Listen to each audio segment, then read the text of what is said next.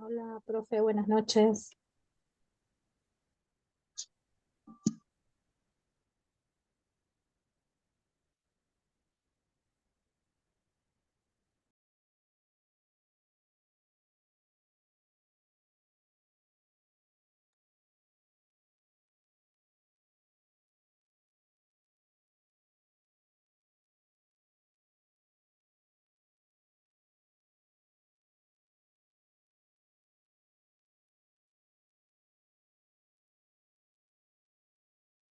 Buenas noches, ¿me escuchan? Hola. Hola, Sí, se profe, escucha, buenas profe. noches.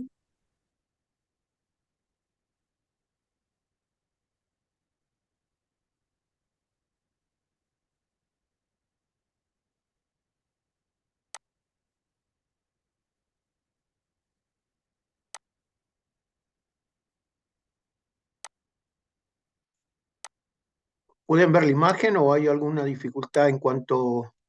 Hola. Sí, se ve perfecto. Se ve bien, se ve Sí, bien. se ve bien, profe.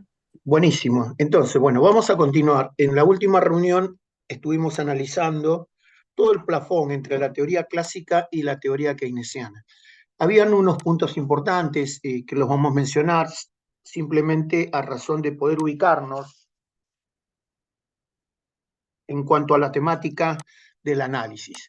Bueno, en primer lugar, habíamos planteado que la teoría clásica hablaba de un individuo racional en un mundo totalmente racional, mientras que la teoría keynesiana planteaba también que el individuo era racional, pero el mundo en el cual actuaba estaba impregnado de una, digamos, de una total irracionalidad, producto de que el individuo no conocía el futuro, y el futuro ofrecía desconfianza, implicaba riesgo, entonces por lo tanto el individuo especulaba. Pero por eso también se planteaba que la especulación era la desconfianza que el individuo básicamente tenía respecto del mercado. Bárbaro. Un segundo punto que habíamos, digamos, planteado era el concepto de la producción. Habíamos hablado que en los modelos clásicos la producción era una producción de pleno empleo. ¿Qué implicaba decir eso? Que durante el análisis la producción permanecía constante. Entonces, por lo tanto, cualquier desequilibrio del mercado se ajustaba por variación de precios. Por eso los modelos de la teoría clásica siempre ajustan por precios, presuponen que la producción se encuentra en pleno empleo, mientras que los modelos keynesianos, todo lo contrario, consideran que el desempleo es una condición normal para el funcionamiento de la economía. Entonces, por lo tanto, digamos, la teoría keynesiana es una teoría general porque abarca diferentes niveles de empleo, desde la situación de paro, empleo, empleo medio y pleno empleo. Por eso Keynes argumenta y dice, mi teoría es una teoría general, mientras que la teoría clásica es una teoría particular. Eso que implicaba plantear que la teoría clásica no es que deja de tener validez, sino que simplemente está planteada para una situación en particular, que es el pleno empleo. En cambio, Keynes considera que la economía pasa por diferentes niveles de empleo, donde el pleno empleo es una condición más, en la cual probablemente los modelos ajustarían por precios, mientras que en los restantes, digamos, estadios, el modelo keynesiano ajusta por variación de la producción. Entonces, por lo tanto, los precios permanecen constantes.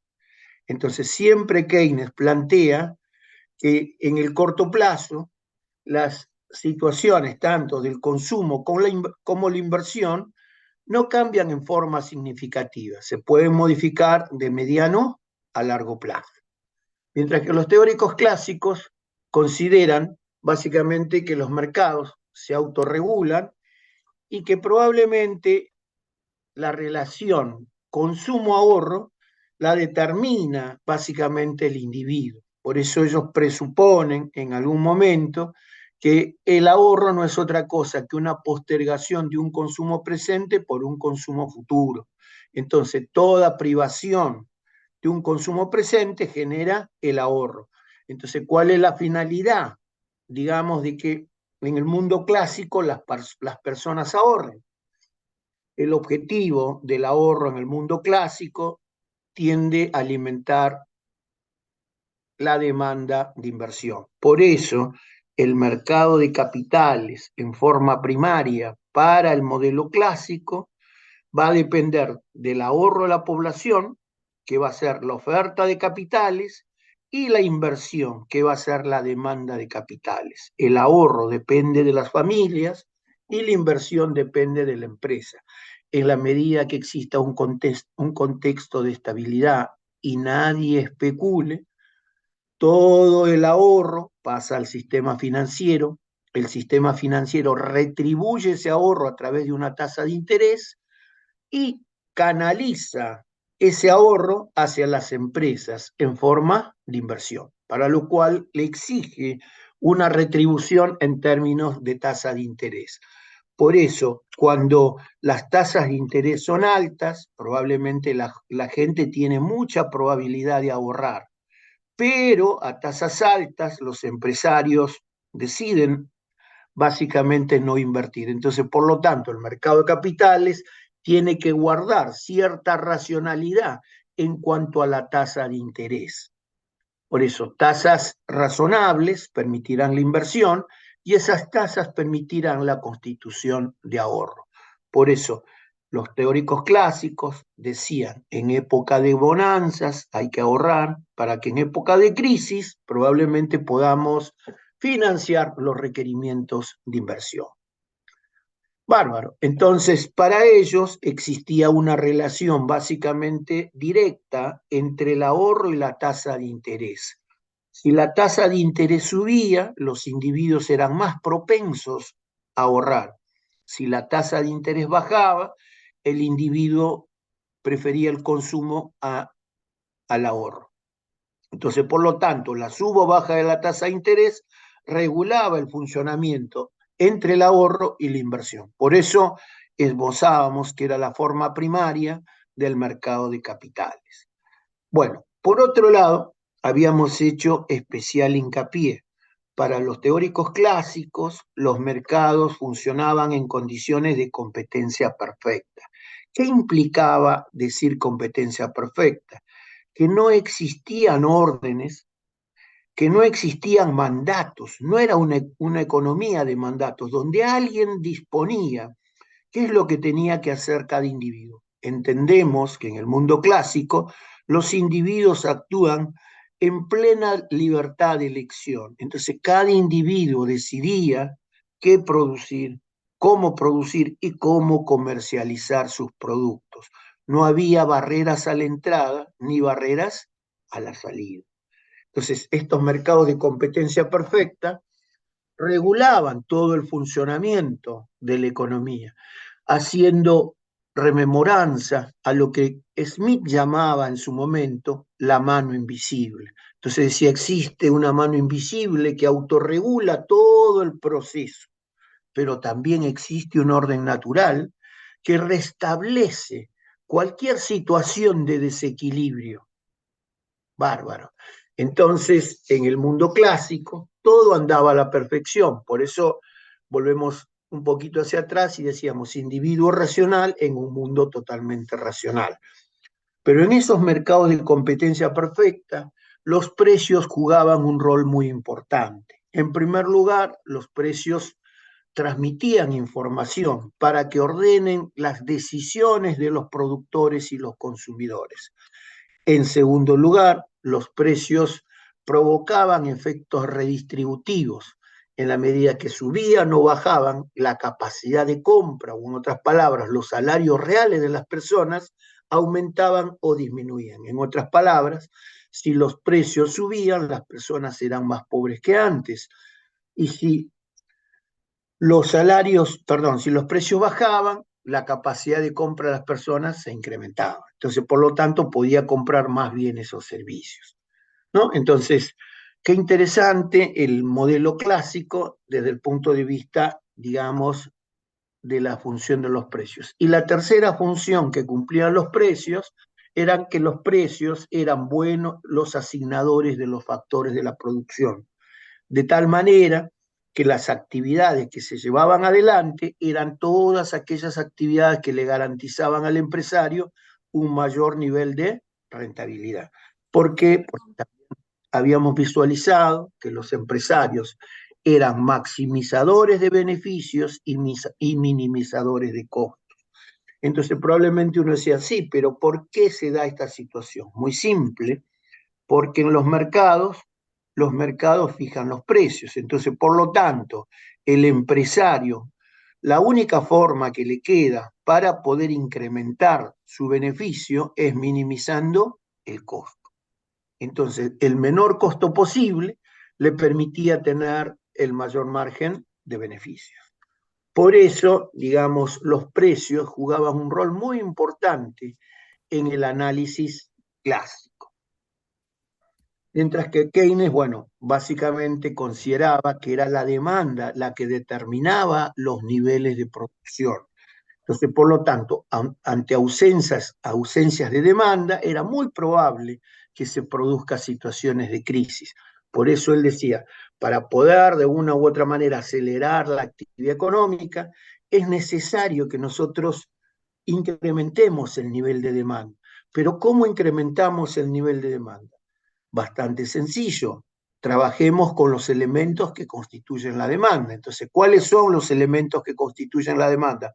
Por un lado, el consumo y por otro lado, el nivel de inversión. Entonces, en la medida que exista una mayor propensión a consumir, la economía empieza a dinamizarse. ¿Por qué? Porque el consumo, de una u otra manera, genera demandas adicionales y esos incrementos en los niveles de consumo trabajan a través de los efectos multiplicadores. Por eso Keynes plantea en algún momento el famoso multiplicador keynesiano simple. Y ese multiplicador keynesiano simple actúa en función de los niveles de consumo, ¿no? Para él, básicamente, a diferencia de los clásicos, atesorar, ahorrar, implicaba desacelerar la actividad económica. Por eso decía, cuando la gente ahorra, se produce, digamos, una reducción de la demanda agregada. Entonces, si la demanda agregada se reduce, afecta a los niveles de producción. Entonces, por lo tanto, generamos situaciones de recesión, paro o situaciones de crisis, ¿no? Mire, qué interesante, ¿no? Cómo se van planteando las teorías en forma bastante diversas, contradictorias, por cierto, pero manteniendo un cierto hilo conductor. Bárbaro. Por otro lado, también habíamos planteado que todas las estructuras de mercado obedecían a una famosa ley, que es la que nosotros llamábamos la famosa ley de Say, que en otras palabras también se conocía como la ley de entradas y las salidas. En otras palabras, bastante sencillas, es la oferta la que va a crear su propia demanda. Entonces los teóricos clásicos argumentaban que primero tenían que existir los bienes y en la medida que los bienes existían, la gente podía demandarlos. En otras palabras, mirándolo desde otro ángulo, el teórico clásico decía, en primer lugar, tenemos que producir. Si nosotros producimos, podemos comercializar ese bien o servicio, y en la medida que comercializamos ese bien o servicio, tenemos niveles de ingreso. Y si tenemos ingreso, podemos ir al mercado y demandar muchos bienes o servicios. Entonces, lo que él está diciendo, primero la oferta, y la oferta va a generar su propia demanda. O sea, el nexo entre la oferta y la demanda son los niveles de ingreso. Keynes contradice la famosa ley de Say. ¿Por qué? Porque dice, bueno, en realidad la ley de Say es inconsistente. Está hecha para una economía de trueque y no explica el funcionamiento de una economía monetaria, ¿no? Entonces, Keynes argumenta y dice, bueno, en realidad el proceso del mercado es totalmente diferente, es la demanda la que va a determinar el nivel de producción. Ningún empresario podría producir un bien o servicio si no tiene demanda. Por eso dice, tiene que haber cierta racionalidad. En primer lugar, el empresario tiene que detectar cuál es el nivel de demanda existente y en función de ese nivel de demanda, elaborará los bienes o servicios. Por eso él dice, es la demanda la que determina la oferta, ¿no? Bueno, por otro lado, Profe, habíamos... Sí, hay gente que está queriendo entrar, la tiene que aceptar. bárbaro, vamos a... No, no tengo ninguno.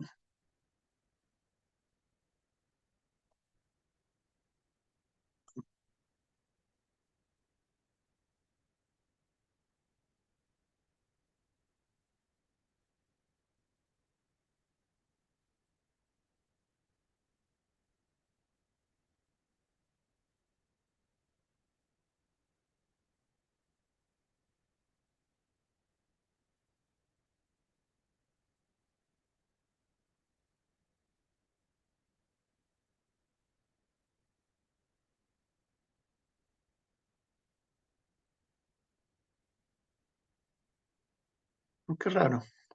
Bueno, tengo a todos prácticamente ingresados, no sé, por ahí tienen algún delay o algún retardo en cuanto a su sistema como para poder insertarse a la charla. Bueno, hasta acá creo que habíamos visto en la clase anterior. Bueno, había un puntito que habíamos empezado a trabajar y que era toda la concepción respecto del dinero. Entonces, en primer lugar, habíamos planteado la existencia del dinero y habíamos dicho que para los clásicos el dinero cumplía una función muy importante, que era la de ser medio de cambio. Pero para que pueda ser medio de cambio, los clásicos consideraban que tenía que tener ciertos atributos en particular, ¿no? Esos atributos tenían que ver, en primer lugar, con la capacidad de aceptación del dinero. Ellos decían que básicamente el dinero tiene que ser aceptado por la gente. Si la gente acepta el dinero va a circular. En segundo lugar, decían que el dinero tenía que ser de curso legal, tendría que haber una norma, una ley que habilite que ese dinero pueda circular en todo el territorio nacional. En tercer lugar, hacían referencia y decían que el dinero tenía que tener fácil fraccionamiento. ¿Qué quiere decir esto? Que tenía que existir una relación entre las unidades monetarias y los precios, de tal forma de que con facilidad se pueda armar cualquier precio de la economía para que facilite el intercambio de los bienes y servicios. En cuarto lugar, se hablaba de la famosa ley de Gresan, que implicaba que el valor nominal del dinero, el valor que representa, tenía que ser mayor que el valor real de constitución, para evitar que la gente lo atesore. Entonces, hecha esa condición, si el dinero iba a ser medio de cambio, los clásicos decían, bueno, en realidad el dinero tiene que ser un equivalente general de todos los bienes, tiene que buscar equivalencia entre todos los bienes. Para que el dinero pueda ser aceptado, para que el dinero pueda circular con facilidad, en primer lugar, el dinero tiene que ser equivalente a un bien. En otras palabras, el dinero tiene que ser un bien más en la economía. Entonces, si en la economía existían N bienes, ¿no? Probablemente al incorporar el dinero vamos a tener N más 1. Entonces, por lo tanto, visto de esa manera, podríamos decir ahora que si el dinero lo incorporamos al proceso económico, el dinero va a tener la misma jerarquía que todos los bienes. Entonces, por lo tanto, todos los bienes tienen oferta y tienen demanda. ¿Me siguen? Entonces, por lo tanto, si el dinero es un bien más, el dinero también va a tener demanda y va a tener oferta. Pero con una particularidad. El dinero va a ser neutral en el proceso económico. ¿Qué quiere decir que el dinero sea neutral? Que el dinero no va a generar valor por sí mismo, sino que el dinero tiene que expresarse en un bien o servicio para que pueda de una u otra manera tener valor. Por eso ellos decían, simplemente el dinero cumple una función importante, por eso lo creamos, que es la de ser medio de cambio. Entonces, en la medida que el dinero es aceptado, circule, nosotros dejamos de lado esa vieja teoría que nosotros denominábamos el trueque. Entonces, por lo tanto, si el dinero es neutral, no genera valor y es equivalente a un bien o servicio, el dinero va a tener oferta y demanda. Por libre juego de oferta y demanda, el dinero va a poder tener precio. ¿Está? Entonces, esto está implicando la incorporación de lo que nosotros tímidamente hemos llamado la famosa teoría cuantitativa del dinero. La teoría cuantitativa del dinero no es otra cosa que una, digamos, una ecuación de perogrullo. ¿Qué quiere decir perogrullo? Que en realidad no aporta nada, porque en realidad lo único que está diciendo esa ecuación básicamente es que la oferta es igual a la demanda. Oferta igual a la demanda de dinero. Entonces, por lo tanto, no nos da una explicación. Lo que sí es, digamos, se vuelve poderosa y se vuelve un instrumento muy interesante en el análisis cuando empezamos a interpretar qué es para ellos la oferta y qué es para ellos la demanda. Entonces ellos dicen, la oferta de dinero no es otra cosa que todo el requerimiento de los medios de pago que necesita la sociedad. Entonces, ¿para qué necesita dinero la sociedad? Lógico, para hacerse de los bienes y servicios. Entonces, la oferta de dinero está compuesta por los billetes y monedas. En otras palabras, por el dinero en circulación, más el dinero que las personas puedan tener depositado en los bancos, ¿no? O sea, todo el dinero, digamos, que existe en la economía es lo que estaría representando lo que nosotros llamamos la oferta monetaria. Pero también dicen, hay un condicionante más que juega con la oferta monetaria. Ese condicionante es el que nosotros denominamos la velocidad de circulación del dinero. ¿Qué es la velocidad de circulación del dinero? No es otra cosa que la capacidad que tiene el dinero para rotar de manos de una persona a otra. Entonces, el dinero rota producto de los procesos de compra-venta que hay o que se dan entre las personas. Entonces, la velocidad de circulación del dinero está denotando el escenario en el cual probablemente nosotros nos encontremos. Entonces, si hablamos de un escenario con inflación, ¿no? Entonces uno dice, bueno, en inflación, ¿qué suele ocurrir? Los precios varían permanentemente. Entonces, ¿cómo es el comportamiento del consumidor? El consumidor, billete que tiene, dinero que puede, digamos, lograr a través del intercambio, rápidamente tiende a deshacerse. ¿Por qué se deshace del dinero? Porque los precios suben y la capacidad de compra del dinero desaparece. Entonces nadie quiere ser perjudicado. Entonces, ¿qué suele ocurrir? Tenemos dinero y lo convertimos en bienes y servicios. Entonces, el dinero sale de manos de una persona a otra y va rotando con mucha facilidad. Entonces, en épocas inflacionarias o en contextos inflacionarios, la velocidad de circulación del dinero es muy alta. En cambio, en un escenario deflacionario, ocurre todo lo contrario. Si los precios tienden a bajar, las personas no van a comprar los bienes y servicios. Entonces, por lo tanto, los tienden a atesorar. Nadie quiere desprenderse del dinero porque dicen, bueno, en realidad, si yo compro hoy, mañana puede darse la casualidad de que ese precio baje, entonces, por lo tanto, el producto es más económico y yo me veo perjudicado. Entonces, esperará que sigan bajando los precios para que en algún momento decida comprar, ¿no? Entonces, fíjense, en un escenario de alta inflación se desprendía del dinero, en un escenario deflacionario atesora el dinero. En cambio, si nosotros cambiamos ahora la premisa y trabajamos en un escenario de estabilidad, donde los precios hoy son iguales a mañana y los precios de mañana son probablemente iguales a los del futuro y no se produce cambios sustantivos, entonces las personas probablemente no tienen necesidad de preocuparse por comprar o deshacerse del dinero. Entonces la velocidad del dinero en ese escenario es constante.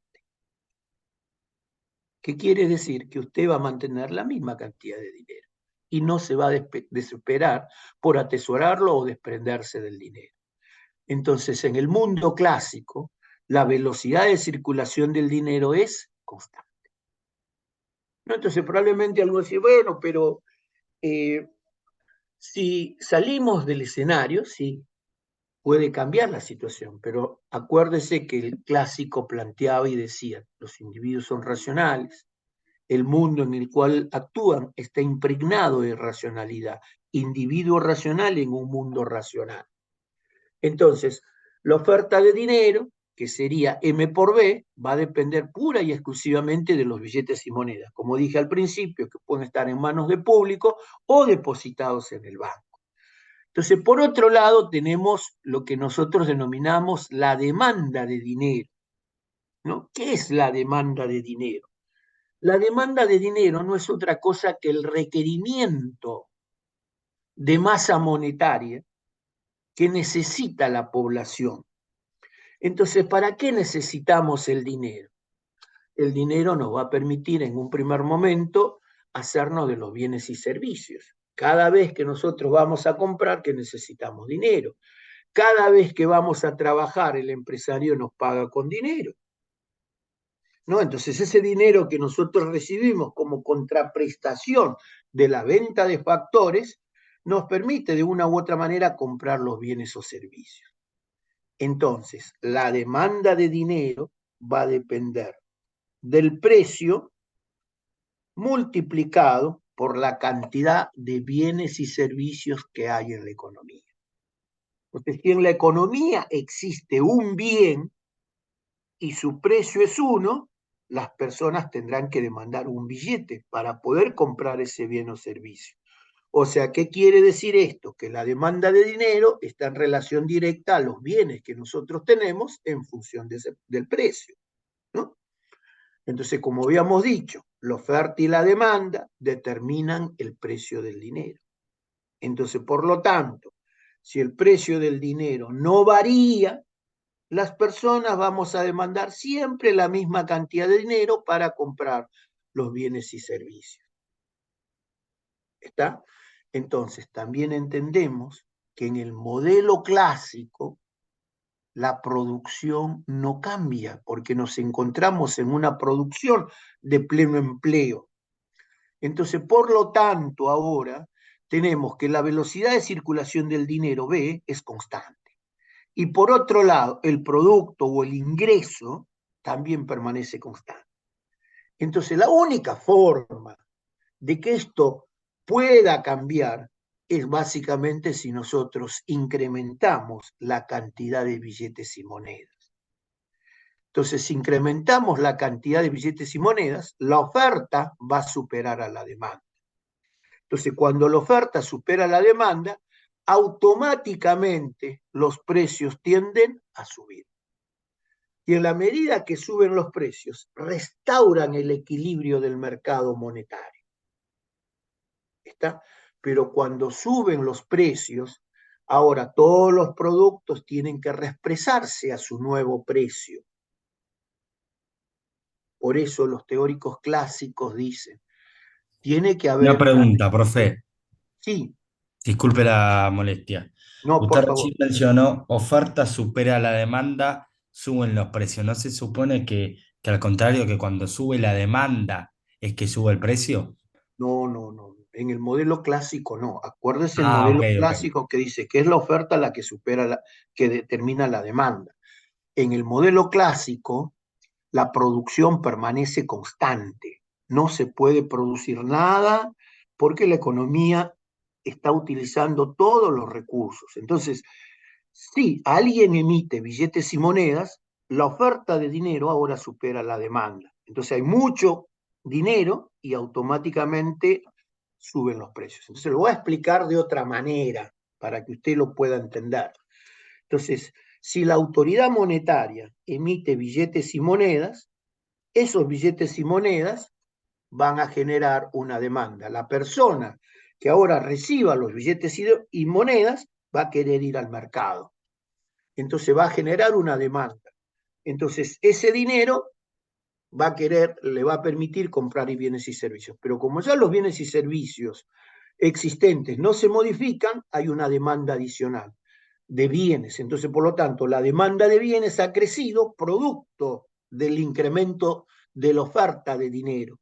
Entonces, ahora, ¿qué va a ocurrir? Lamentablemente, al no aumentar la producción, los precios tienden a subir. Y en la medida que suben los precios, le quita capacidad de compra a la economía. Entonces, por lo tanto, alguno va a ceder ahora su bien producto de esa emisión de dinero.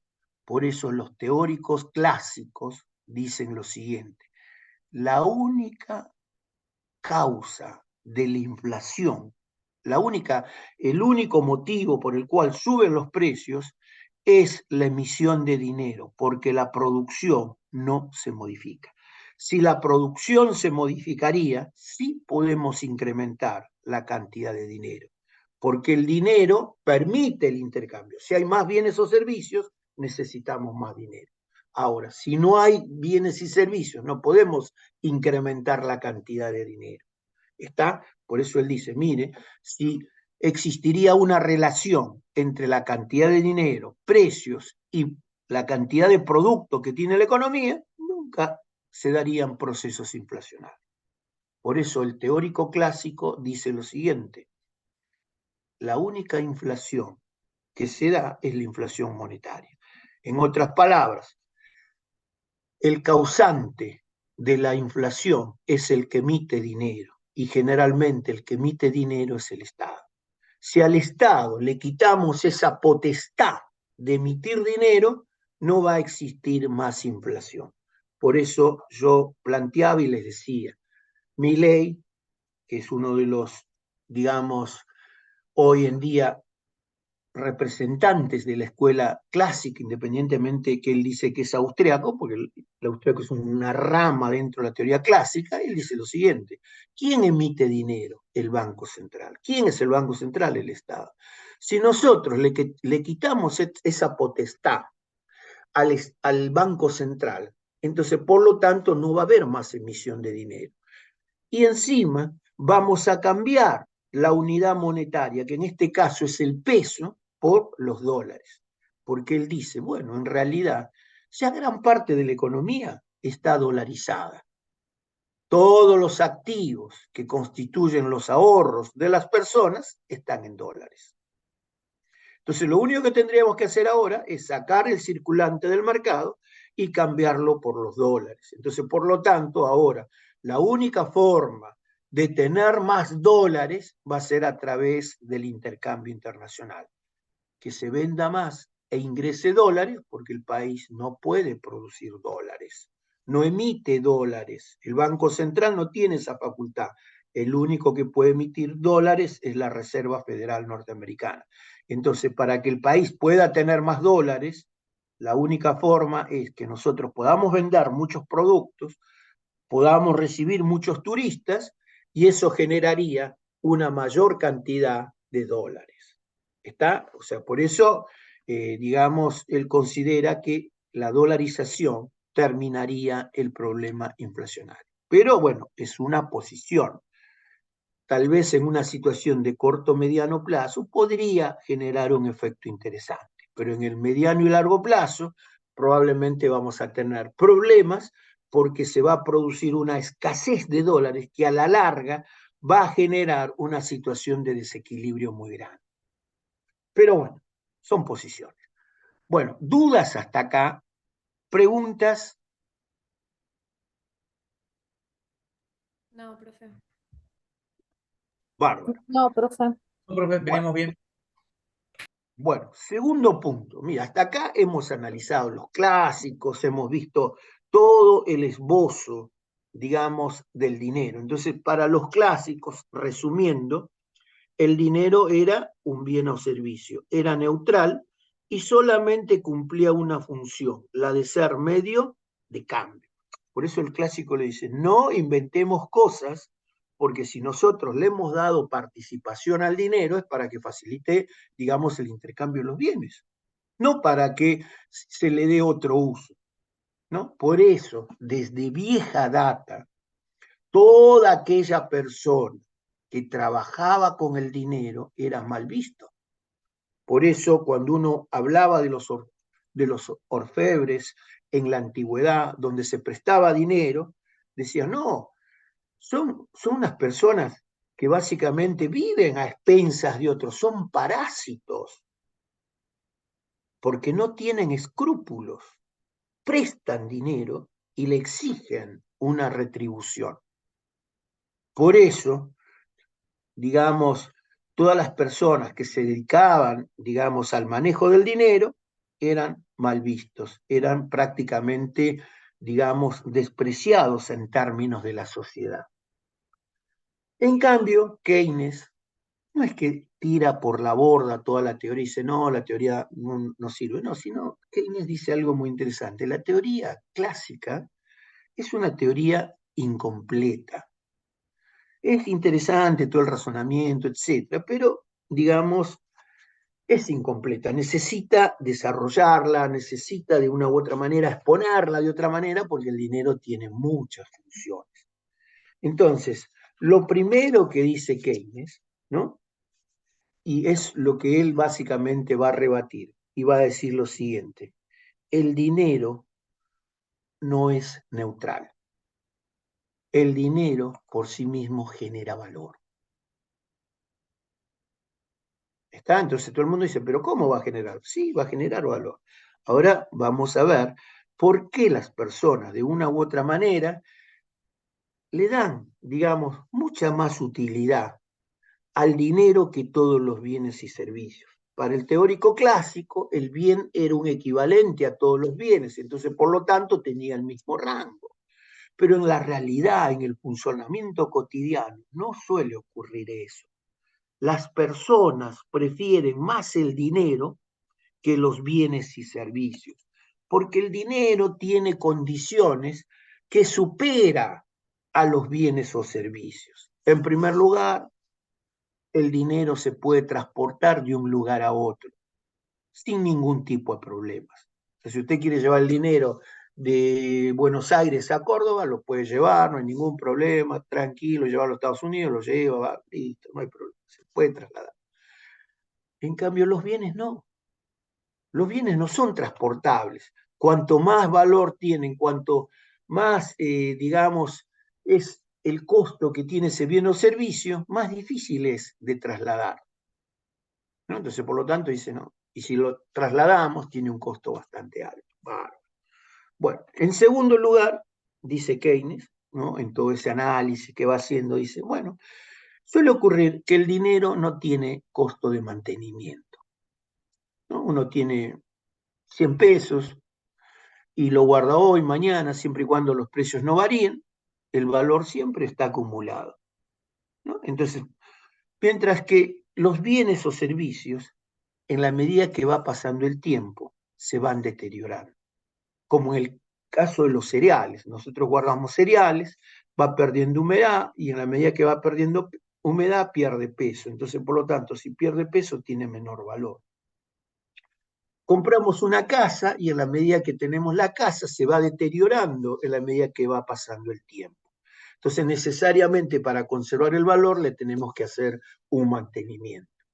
Al dinero no le hacemos mantenimiento. Otra situación puntual que dice Keynes, mire, en realidad el dinero tiene fácil fraccionamiento. Podemos tener, digamos, una cierta cantidad de dinero y la podemos fraccionar en 2 partes, 3 partes, y todas las partes que a nosotros nos parece, y no va a haber ningún problema. En cambio, los bienes y servicios, en muchos de los casos, no se pueden fraccionar con facilidad. Entonces él dice, por todos estos atributos, por todas estas cosas que tiene el dinero, la gente prefiere el dinero a los bienes y servicios. Entonces, hay una condición de preferencia por encima de los bienes.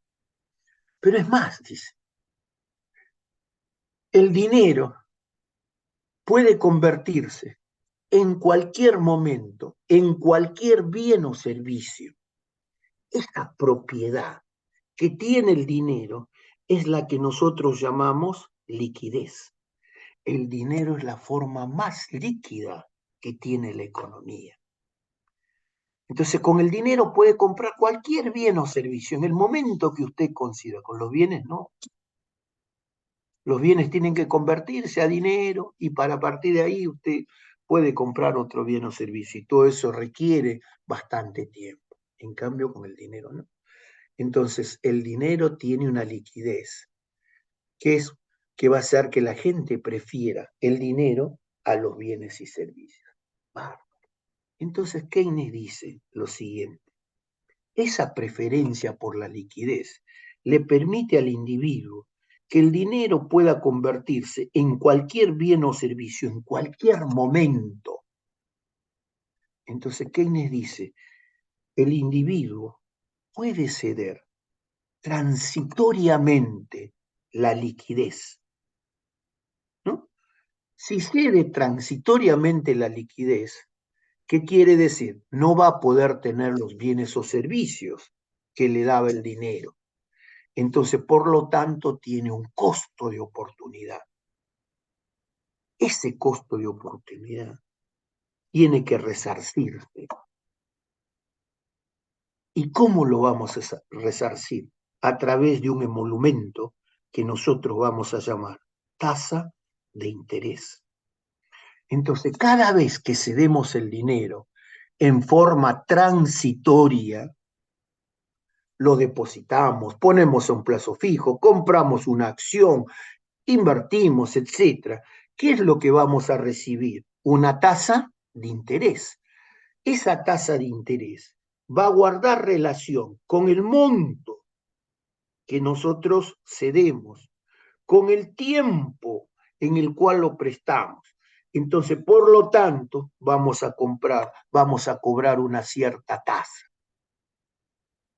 Entonces, el interés no es otra cosa que la retribución a la pérdida de la liquidez. ¿Está?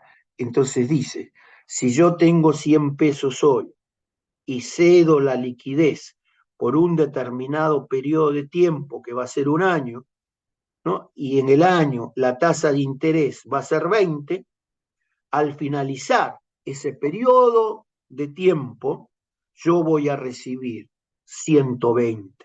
Entonces, ¿qué quiere decir? Que el dinero ahora, en un periodo de tiempo de un año, ha crecido un 20%. Si la tasa de interés es más alta, el dinero crecerá mucho más rápido. Entonces, probablemente algunos adeptos y algunas personas le preguntaron, ¿y la tasa de interés, quién la tiene que fijar? Entonces, rápidamente Keynes dijo, esto es muy simple, la tasa de interés la tienen que fijar los mercados. ¿Y cuál sería esa tasa de interés? Siempre va a haber una tasa de interés de referencia, pero eso no quiere decir que la tasa de interés de referencia es la que va a cerrar las transacciones. La tasa de interés va a depender de la necesidad que tenga cada una de las personas que demande dinero. Cuanto mayor será la desesperación de tener dinero, mayor será la tasa de interés.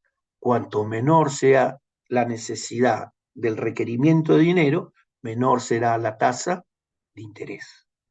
Entonces, por lo tanto, Keynes con esto rompe lo que los clásicos decían que el dinero era neutral. Entonces, Keynes está diciendo, mire, el dinero no es neutral, genera valor y genera valor por sí mismo. Entonces, a partir de ahí ahora nosotros podemos hacer todas las operaciones financieras que a nosotros nos ocurran. Podemos llevar el dinero del presente al futuro, traer el dinero del futuro al presente. Y va a aparecer lo que nosotros llamamos el famoso mercado de capitales, donde van a interactuar no solamente activos monetarios, sino también otros tipos de activos como bonos, acciones, etc.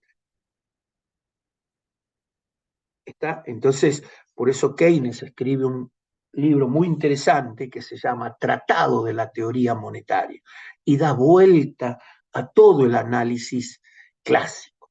Por otro lado, otro aporte significativo, trascendente en todo este análisis, era el cuestionamiento que le hace a los clásicos. Los clásicos decían lo siguiente: en la medida que la tasa de interés suba o baja, las personas ahorraban más o ahorraban menos, porque la tasa de interés era el costo del dinero y era el que asignaba que el ahorro se convierte en inversión, ¿no? Entonces, por lo tanto, el ahorro estaba relacionado con la tasa de interés. Keynes dice, no, están muy equivocados. El dinero no tiene nada que ver con el ahorro. Puede incidir en la determinación del ahorro, pero no es una variable que de una u otra manera esté en relación directa. Todo lo contrario. El dinero está relacionado con la tasa de interés, no con el ahorro. Entonces, por lo tanto, a partir de ahí, rompe, digamos, el escenario tradicional que tenía la teoría clásica. La teoría clásica, básicamente, cuando planteaba un equilibrio macroeconómico, planteaba una situación muy particular. Por un lado, el equilibrio del mercado de bienes y por otro lado, el equilibrio monetario. Entonces tenía una solución dicotómica. Existían dos mercados en equilibrio que garantizaban el equilibrio macroeconómico.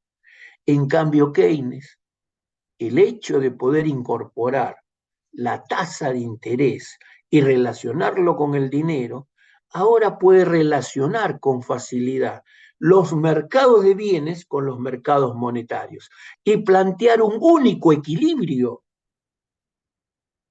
Entonces probablemente algunos dicen, sí, pero ¿cómo es esto, profesor? A ver, ¿por qué Keynes plantea esta situación? Muy simple. En primer lugar, la variable que nosotros tenemos acá es la tasa de interés. Y la tasa de interés juega con la inversión. Entonces, si sube o baja la tasa de interés, aumenta o disminuye la inversión. Si aumenta o disminuye la inversión es un componente de la demanda. Entonces, incide en que aumente la demanda o disminuya la demanda. Por otro lado, la oferta de dinero y la demanda de dinero hacen que la tasa de interés suba o baja. Entonces, por lo tanto, ahora podemos anexar la parte real de la economía con la parte monetaria y que básicamente se dé un único equilibrio a través de la tasa de interés. Por eso, los aportes de Keynes fueron revolucionarios para la época en la cual básicamente nos encontrábamos, especialmente toda la teoría, digamos, monetaria en la época de la crisis. Entonces probablemente uno se estará preguntando, ¿y por qué Keynes sabía tanto? ¿De dónde sacó Keynes? ¿O por qué hizo aportes tan interesantes? El tema es que Keynes durante mucho tiempo trabajó en la bolsa de valores, digamos, de Inglaterra. Entonces, por lo tanto, conocía el mundo financiero. Y en la medida que conocía el mundo financiero, trabajaba buscando alguna relación entre las finanzas y los mercados de bienes y servicios. Por eso, para él, la propuesta fue mucho más sencilla, producto de la experiencia que él tenía en su vida profesional. Mientras que los clásicos, cerrados en sus laboratorios, probablemente no veían esta disquisición que se daba entre los mercados financieros y el mercado de capitales, perdón, el mercado de bienes. Para ellos funcionaba como dos, digamos, situaciones particulares en las cuales se daban equilibrios simultáneos, ¿no? Por eso, digamos, el aporte de Keynes es muy significativo en cuanto, digamos, al dinero. Por otro lado, Keynes plantea que si el modelo de demanda agregada acepta los niveles de desempleo, los niveles de precios permanecen constantes. Entonces Keynes dice, bueno, si los precios permanecen constantes, el dinero ahora ya no solamente va a ser un buen medio de cambio, sino que el dinero ahora puede ser depósito de valor. Precios constantes, entonces la persona ahora puede atesorar dinero y mantener su dinero a lo largo del tiempo. Entonces apareció la segunda función, que probablemente los teóricos clásicos la habían pensado, pero que no la habían formulado. Bueno, en tercer lugar, Keynes incorpora y dice, bueno, sí, en la medida que exista la tasa de interés, nosotros podemos llevar dinero del presente al futuro, o como traer el dinero del futuro al presente. Podemos capitalizar a través de la tasa de interés y podemos actualizar las deudas que están en el futuro al momento de hoy. Entonces, el dinero, básicamente, se está convirtiendo en un elemento muy importante que va a permitir todo el nacimiento del crédito, ¿no? Entonces, a partir de ahora, podemos comprar un bien o servicio y diferir su pago a lo largo del tiempo. Por eso se dice que el dinero es unidad de pagos diferidos. ¿Está? Entonces, diferimos el pago, pero siempre tiene que estar expresado en términos de dinero. ¿Lo entendieron hasta acá?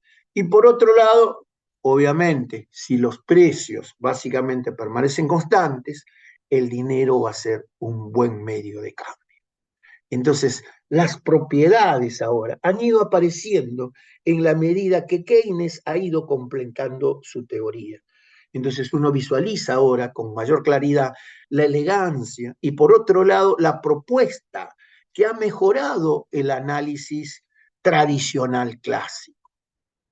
Entonces, por lo tanto, Keynes dice y recomienda, dice, bueno, todos los países del mundo, para tratar de caer en situaciones de crisis, necesitan coordinar sus políticas monetarias. Entonces, los países tienen que constituir sus bancos centrales, a razón de poder manejar todo el sistema monetario, reglamentar la oferta de dinero, manejar la tasa de interés y coordinar sus políticas con las políticas del resto del mundo y evitar que se produzca una crisis similar a la crisis del 29. Entonces, a raíz de la crisis del 29, todos los países del mundo empezaron a tener bancos centrales. En nuestro país, el Banco Central se va a crear en 1936, ¿no? A propuesta del ministro Pinedo, y se contrató a un inglés llamado Sir Otto Niemeyer. Da la sensación a veces que el apellido es alemán, pero bueno, tenía nacionalidad inglesa. Entonces, por lo tanto, Sir Otto Niemeyer vino durante mucho tiempo y estuvo trabajando en la constitución del Banco Central. En 1936, el Banco Central abrió sus puertas y empezó a reglamentar toda la actividad financiera en nuestro país. ¿Está? Entonces, miren, ¿no? Qué interesante. Cómo producto de los aportes, ahora la economía requiere, digamos, un banco central.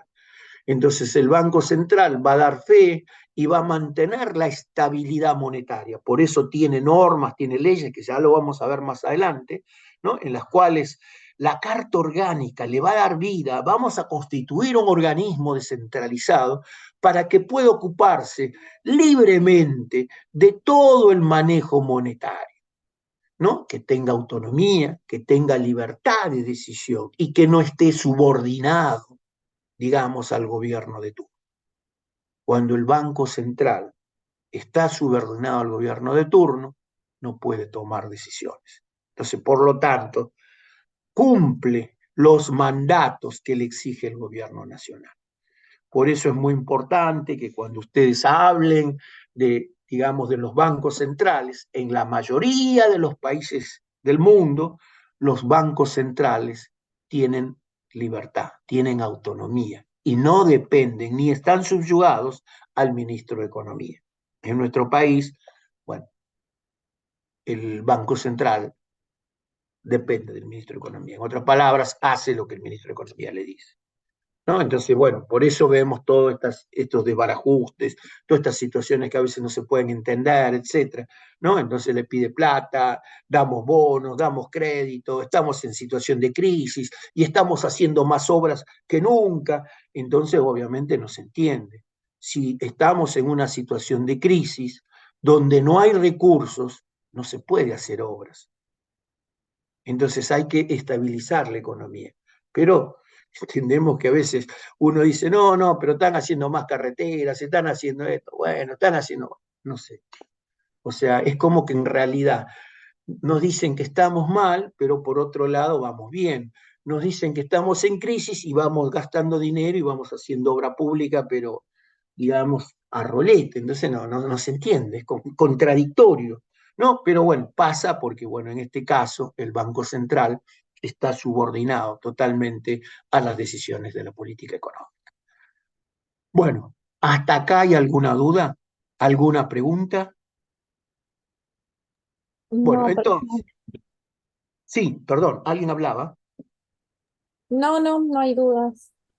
Bueno, Profe, entonces yo le para quería Keynes, preguntar, sí, el tema que dijo antes de la tasa de interés, sí, ¿la fijan bueno, el Banco Central en este caso o el mercado sería? no, vamos por partes.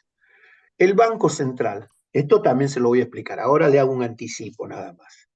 El Banco Central tiene dos variables sobre las cuales va a incidir sobre la economía.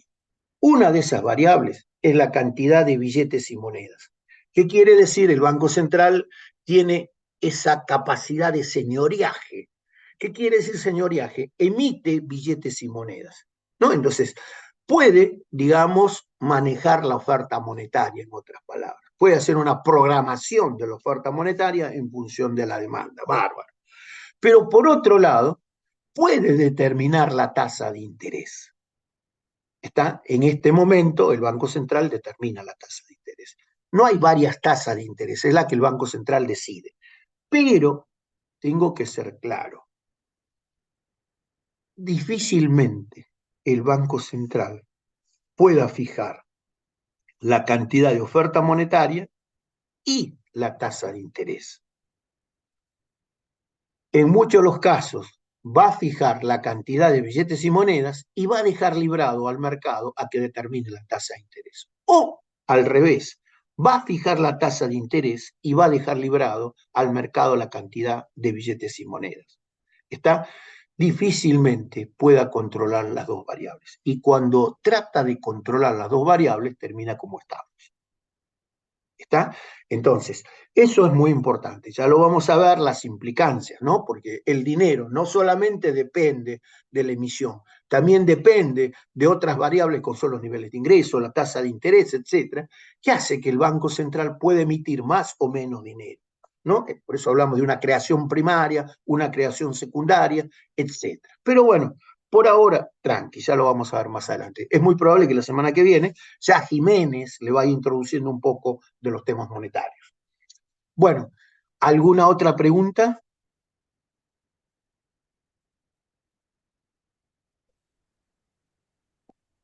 Profesor, disculpe, ¿no? Sí, Viendo que ya la próxima semana es la previa al parcial. sí. ¿Usted va a hacer una clase de repaso? Vamos a subirle preguntas orientativas, o sea, para que no esté tan perdido. No sea- Perfecto. No, es como venimos siguiendo los temas, pero como para tener un paneo general de dónde ir mirando. Perfecto, gracias. le hacemos una especie de un repasito y vamos a subirle preguntas orientativas. No es que lo tiramos al mar y no le tiramos un salvavidas. No, quédese tranquilo. Bueno, Muchas gracias, muchas entonces, gracias. segundo, para Keynes, ¿no? Va a depender, así como los clásicos definían ciertas funciones al dinero y decían de una u otra manera que existía demanda, para Keynes va a existir tres motivos por los cuales las personas van a demandar dinero, producto de toda esta incorporación. Keynes dice que el individuo va a demandar dinero por 3 motivos. Primero, por un motivo que se va a llamar, digamos, transacciones. ¿Qué quiere decir esto? Keynes dice, bueno, en realidad los individuos no pueden sincronizar con exactitud cuáles son los gastos y en qué momento se van a producir. Tiene bien claro que va a gastar, tiene bien claro cuánto va a gastar, pero lo que no sabe es en qué momento. Producto de lo que, digamos, esta incertidumbre que se presenta, el individuo siempre va a tener dinero. Por eso se llama demanda de dinero para transacciones. ¿Está? Entonces, esta demanda de dinero para transacciones va a depender de los niveles de ingreso que tengan las personas. Cuanto mayor sea su nivel de ingreso, mayor será la cantidad de dinero para transacciones que pueda tener. Cuanto menor sea el ingreso que tenga, menor será la demanda de dinero para transacción. Por otro lado, Keynes dice, bueno, por otro lado el individuo también va a estar pendiente de la relación que existe entre el dinero y la tasa de interés. ¿Por qué? Porque como ya hemos visto, el dinero no es neutral.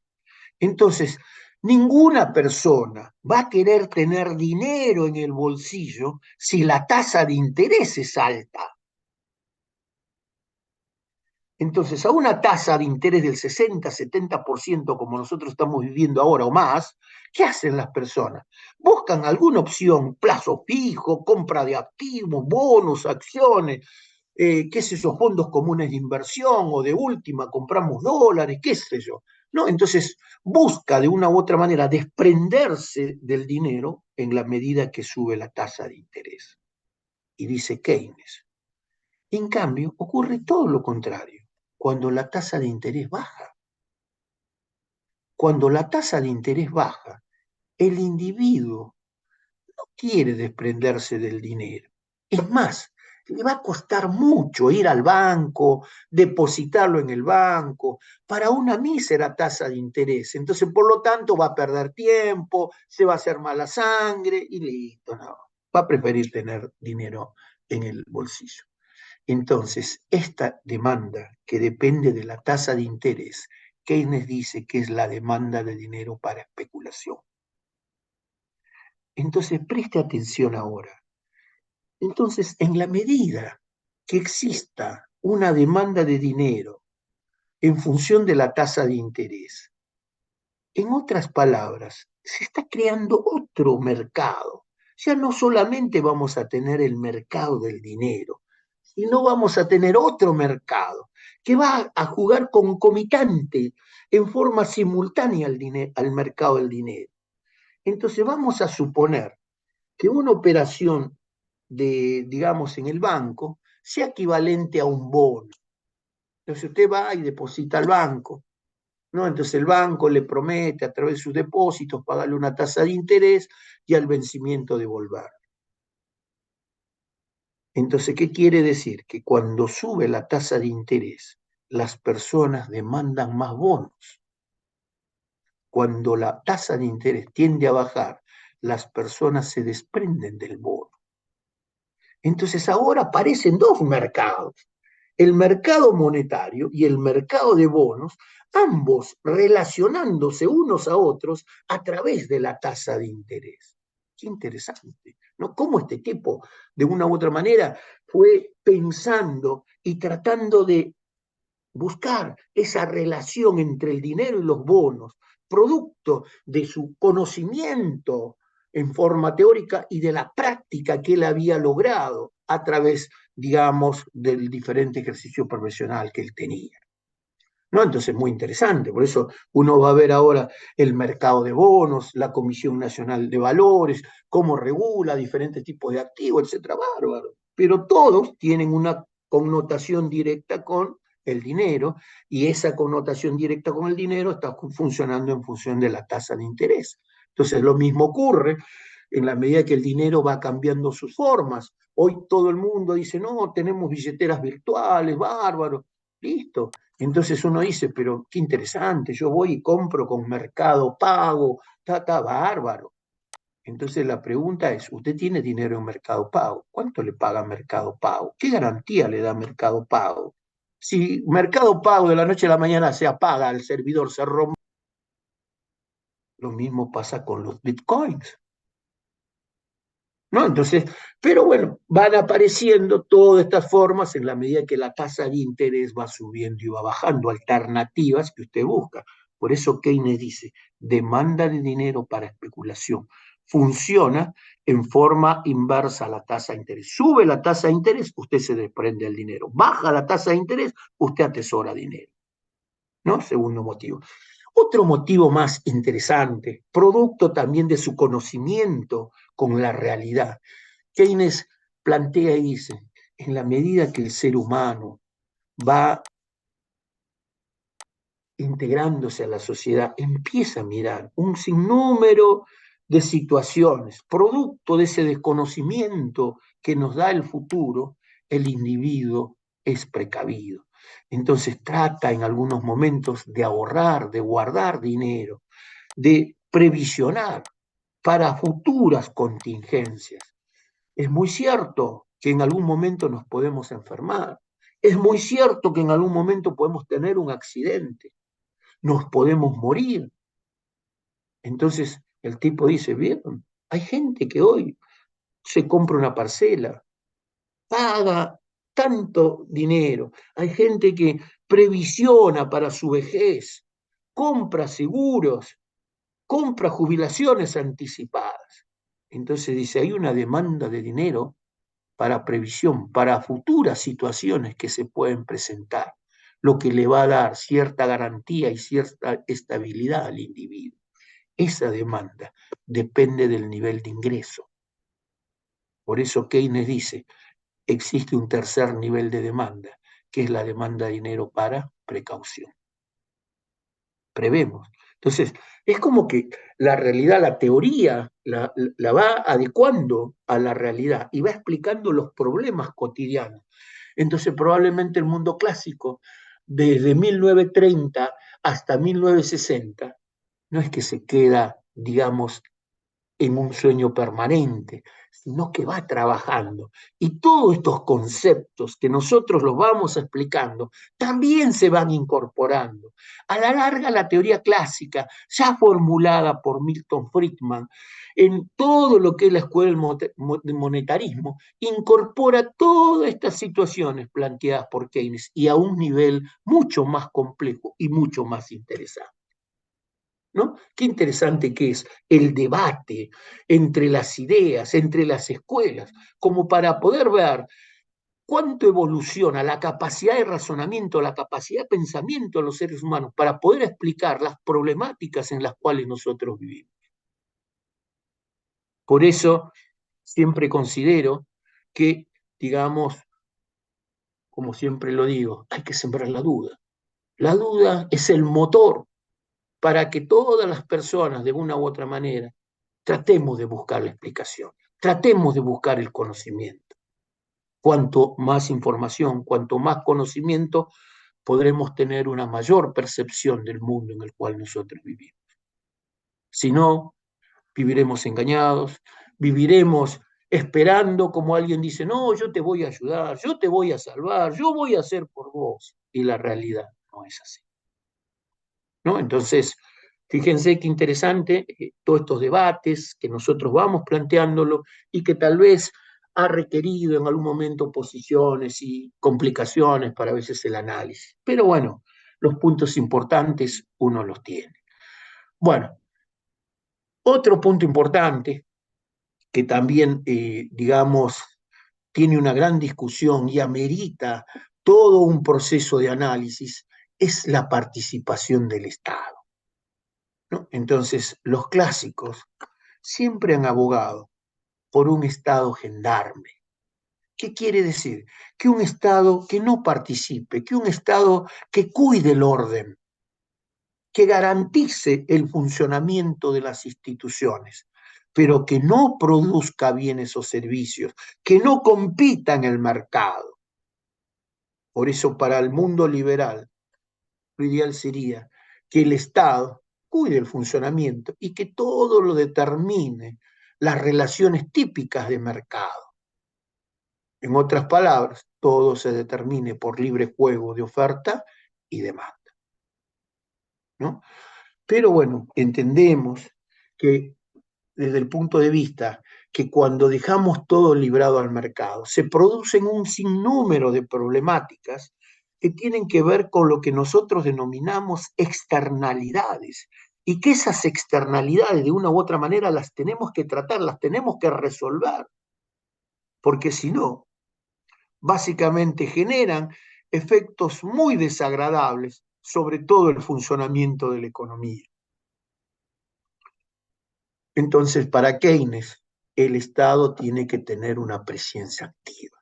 Por eso Keynes dice, en época de crisis, las personas especulan, pero siempre las personas van a escuchar a alguien que esté por encima de ellas.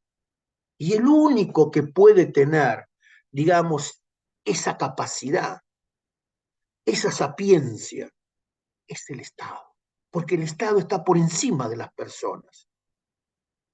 Por eso en épocas de crisis, el único que puede restaurar la calma es el Estado. Por eso Keynes decía, el Estado, en primer lugar, tiene que generar confianza. Y cuando la gente confía, los mercados empiezan a funcionar. Por eso también lo decimos, el mercado financiero funciona en la medida que hay credibilidad. Si no hay credibilidad, todo el mundo se maneja en forma especulativa,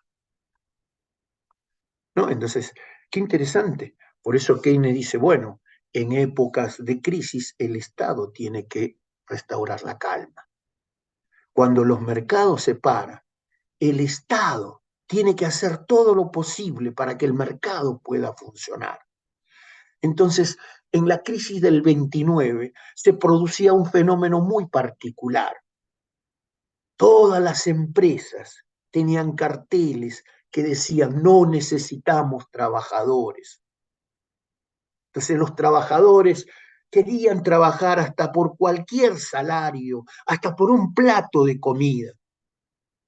Y las empresas le decían que no te podemos dar trabajo, porque si te damos trabajo, vamos a producir. Y en este momento la gente no compra bienes y servicios, no hay capacidad de consumo. ¿Para qué? Si producimos se va a estoquear. Es más, vamos a entrar en una situación de desequilibrio permanente y es muy probable que nosotros también terminemos fundiendo. Entonces por eso Keynes dice, bueno, cuando pasan estas cosas es cuando el Estado tiene que estar presente. El Estado tiene que hacer pozos de día y taparlos de noche. Entonces probablemente algunos decían, pero ¿cómo es esto? ¿Cómo va a ser un pozo de día y en la noche lo van a tapar? ¿Cuál es el efecto? ¿Dónde está la producción? ¿Dónde está la eficiencia? Entonces Keynes dice, no, en realidad no es el pozo, sino que cada trabajador que se incorpora al mercado laboral percibe un salario. Si hay uno que hace un trabajo, recibe un salario. Si hay otro que tape el pozo, son 2 salarios. Y esos salarios van a generar demanda. En la medida que los trabajadores salgan al mercado, consuman los bienes y servicios, las empresas, los negocios, empiezan a vender sus productos. Y en la medida que vendan sus productos, van a reducir sus stocks. Y en la medida que bajan sus stocks, van a pedirle a sus proveedores, van a pedirle, digamos, a las grandes empresas que lo abastezcan. Y las grandes empresas para producir van a contratar factores de la producción. Habrá más trabajo, más inversión, y eso generará que los trabajadores a fin de mes puedan tener salarios, puedan tener ingresos y vuelvan a consumir. Eso es lo que Keynes llamaba el famoso efecto multiplicador. Por eso una de las variables determinantes de todo el modelo keynesiano es el consumo. Por eso cuando la economía empieza a achicarse y la economía empieza a entrar en procesos recesivos y cae el consumo en forma significativa, el Estado tiene que salir a frenar esa caída del consumo. ¿Cómo lo hace? A través del subsidio. Entonces, en la medida que el consumo no cae, la producción no se para. Entonces evitamos caer en la crisis del 30. Por eso dice, el Estado va a actuar activamente, el Estado es el motor del crecimiento económico, el Estado puede aplicar políticas monetarias, políticas fiscales para acelerar la actividad o desacelerar la actividad. Si bajamos los impuestos, le damos más capacidad de compra. Si las personas consumen más, generan más demanda. El crecimiento de la demanda genera más producción y la producción genera más ingresos y repercute incrementando las demandas adicionales. ¿No? Bárbaro. Pero para que todo esto se pueda dar, tiene que haber básicamente desempleo. Por eso dice, ante ausencia de inversión, el Estado tiene que invertir. Esto no quiere decir que el Estado va a reemplazar la inversión privada, va a complementar la inversión privada. ¿No? Entonces, las políticas keynesianas también se llaman políticas anticíclicas. ¿Qué quiere decir? Que van a regular el nivel de actividad. Fíjense, en este momento este señor ha utilizado, digamos, la reducción de impuestos a las ganancias, etcétera. Bueno, lo está haciendo ahora. Pero ¿por qué no lo hizo años anteriores? ¿Por qué no bajó el IVA? ¿Por qué no bajó la tasa de ganancia? Si no, la discusión hay que pagar y si no lo metemos preso. No. Entonces las políticas no es que estaban pendientes y que se pueden, dada la situación de los niveles del ciclo, las políticas se pueden implementar. ¿No? Entonces, por eso Keynes propone una participación activa del Estado, pero en ningún momento propone que el Estado anule al mercado, que lo complemente y potencie el crecimiento de la economía. Por eso dice, el Estado es el motor del crecimiento económico. El Estado tiene que definir cuáles son las áreas estratégicas sobre las cuales se va a sostener el crecimiento de nuestra economía. Entonces probablemente uno dice, pero ¿por qué el Estado? Miremos lo que ha ocurrido en periodos anteriores. Hasta 1930, hasta 1929, el sector agropecuario era el que determinaba el crecimiento de la economía. Pero el sector agropecuario era muy endeble, muy débil a los desequilibrios del sector externo. Cada vez que se producía un desequilibrio del sector externo, la economía básicamente tambaleaba. Por eso, el crecimiento del sector industrial le permitía, de una u otra manera, generar una mayor estabilidad. Pero bueno, producto a veces de malas aplicación de políticas, las grandes discusiones entre conservadores, entre estatistas, populistas, etcétera, ha llevado a una confusión generalizada y la economía, en vez de entrar en un proceso de crecimiento, ha entrado en un proceso de retardo y prácticamente generando un malestar en toda la población. Por eso es muy importante cuando uno da, el Estado tiene que definir cuáles son los ejes estratégicos sobre los cuales la economía tiene que crecer. No podemos dejar librados al azar. Todas las economías del mundo planifican. Entonces probablemente usted va a decir, no, pero Estados Unidos, todos planifican. Estados Unidos planifica su economía para 50 años. Al ser una economía bastante estable, no está en los procesos de desequilibrio del mercado. Planifica todas las grandes inversiones que hace para la búsqueda de nuevos horizontes de vida. ¿Quién lo financia? Administración Nacional Aeroespacial. Lo financia el Estado. cada vez que necesita generar reservas, manipular un precio, no tiene ningún problema, sale y lo aplasta sin ningún problema. Necesita el petróleo, va y lo toma. Estados Unidos es un país que tiene reserva para 50 años. Entonces, no es como uno dice, no, es la cuna liberal. No, no es la cuna del liberalismo. Son liberales, pero aplican políticas de corte keynesiano también, ¿no? Por eso los buenos administradores, los buenos conductores, no son clásicos ni keynesianos, son economistas. Y la economía se va a servir de todas las herramientas que nos proponen las diferentes escuelas del pensamiento. Bárbaro. Y vamos a ver un puntito más, porque bueno, ya deben estar, digamos, enloquecidos por TAR. Vamos a ver qué es lo que pasa en el comercio internacional, ¿no? Entonces los teóricos clásicos dejan la posibilidad de que el comercio internacional no lo regule nadie. Por eso ellos dicen dejar hacer, dejar pasar. Entonces, por lo tanto, no tiene que haber ningún proceso de regulación. ¿Qué quiere decir? Que el comercio internacional se autorregula y beneficia a todos los países que participan. Entonces, Estados Unidos, los clásicos dicen, bueno, en realidad, todo esto lo podemos expresar a través de un modelo sencillo que ha propuesto Hume, que se conoce como la ley de Hume. Entonces dice, bueno, si en realidad las exportaciones son iguales a las importaciones, hay equilibrio en el comercio internacional. Los problemas se pueden producir cuando hay superávit comercial o déficit comercial, ¿no? Superávit cuando las exportaciones son mayores que las importaciones, ¿no? Entonces dice, ¿en qué situación se puede dar una situación de superávit? Cuando nosotros vendemos más de lo que compramos. Bárbaro. Entonces, ¿cómo resolver? Muy sencillo, dice. Si nosotros vendemos más de lo que compramos, a nuestro país ingresa oro, ingresan divisas. Entonces, por lo tanto, si ingresa oro, ingresan divisas, aumenta la oferta monetaria. Si aumenta la oferta monetaria,